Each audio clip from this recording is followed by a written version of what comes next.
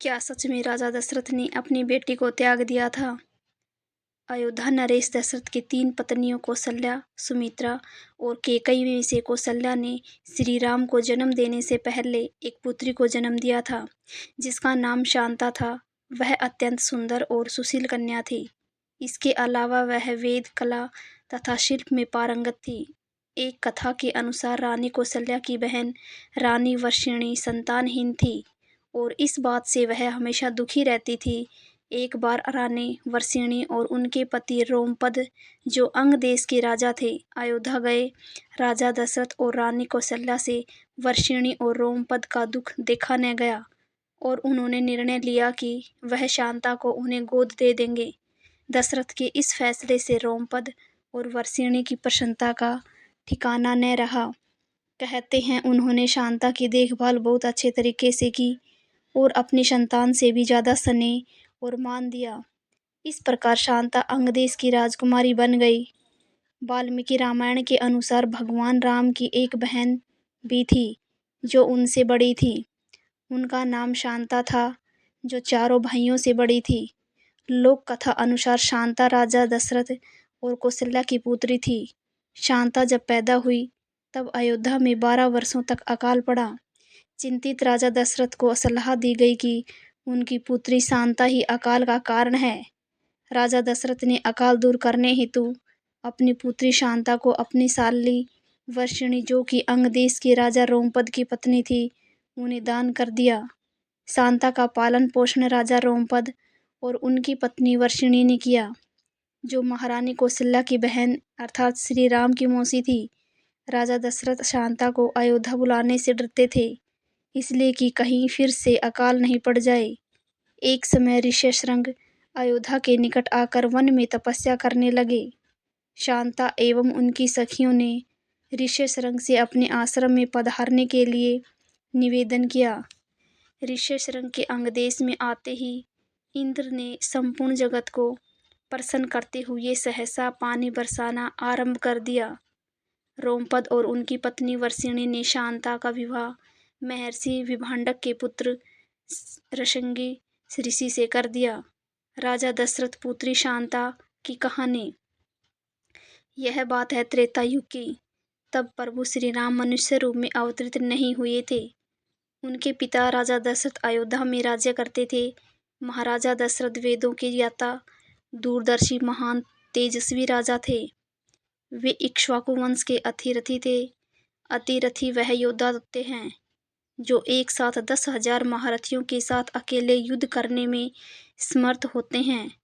राजा दशरथ के राज्य का वैभव एवं प्रतिष्ठा दूर दूर तक फैली हुई थी। धर्म, अर्थ एवं सारी सुविधाओं से पूर्ण राज्य अयोध्या के नागरिक सुखपूर्वक अपना जीवन यापन करते थे।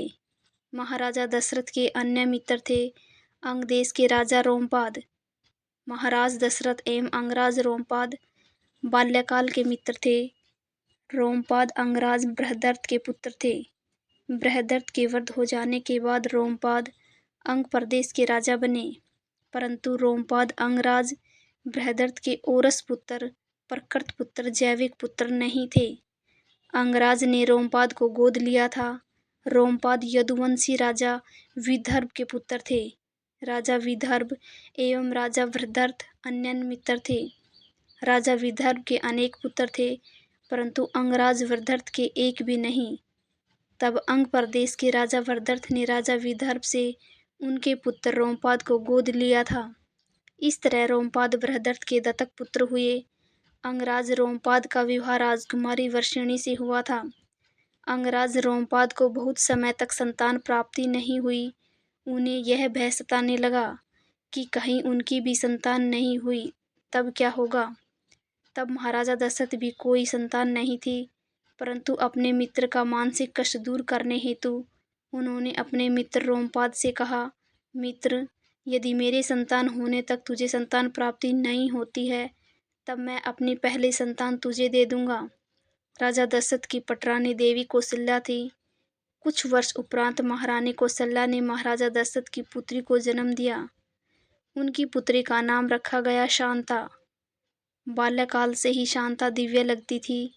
उनके माता पिता उनसे अत्यधिक प्रेम करते थे। अंगराज रोमपाद को भी इस समाचार का पता चला। अंगराज रोमपाद अपने मित्र से मिलने चले आए। पहले रोमपाद ने बच्ची को आशीर्वाद एवं सप्रेम भेंट दिया। कुछ पहर बाद उन्होंने महाराजा दशरथ को उनकी कही बात याद दिलाई, साथ ही विनती की एवं संतानहीनता की व्यथा कही। महारानी कौशल्या जानती थी कि महाराज दशरथ वचनबद्ध हैं, परंतु महाराज को अपनी पहली संतान से प्रति प्रगाढ़ प्रेम भी था। तब महारानी कौशल्या ने अपनी बात रखी कि हमारी एक संतान हो चुकी है, आगे भी हमारी और संतान होने की संभावना है, परंतु अंगराज रोमपाद की भी एक भी संतान नहीं है। क्या पता उन्हें संतान होने की संभावना है या नहीं। हमारी पुत्री हमारा हृदय है, महारानी आगे कहती है। वहीं दूसरी ओर अंगराज रोमपाद आपके भ्राता तुल्य हैं। वे शांता से अत्यंत प्रेम भी करते हैं। यदि हम अपनी पुत्री उन्हें दे दें तो भ्राता तुल्य मित्र का कष्ट दूर हो जाएगा। वहीं हमारी पुत्री को प्रेम पूर्ण माता पिता भी मिलेंगे। अंततः तो वे हमारी ही पुत्री हुई। उसके लिए जो करना होगा हम वैसे भी करेंगे ही। इन सब से भी अधिक आवश्यक आपका वचन और मान भी बना रहेगा। महारानी कौशल्या की बात सुनकर राजा दशरथ ने अपनी पुत्री शांता अंगराज रोमपाद को पुत्री स्वरूप में सौंप दिया। शांता को पुत्री रूप में पाकर अंगराज रोमपाद अति प्रसन्न हुए। आगे उन्होंने ही देवी शांता का विवाह आदि संस्कार किए। राजा दशरथ ने अपनी पुत्री शांता को त्यागा नहीं था, अपितु अपने अन्य मित्र रोमपाद, जो संतानहीन थे, को पुत्री रूप में दिया था। कहानी को अंत तक सुनने के लिए आप सभी का बहुत बहुत धन्यवाद। आशा करती हूँ कि आपको ये कहानी पसंद आई होगी।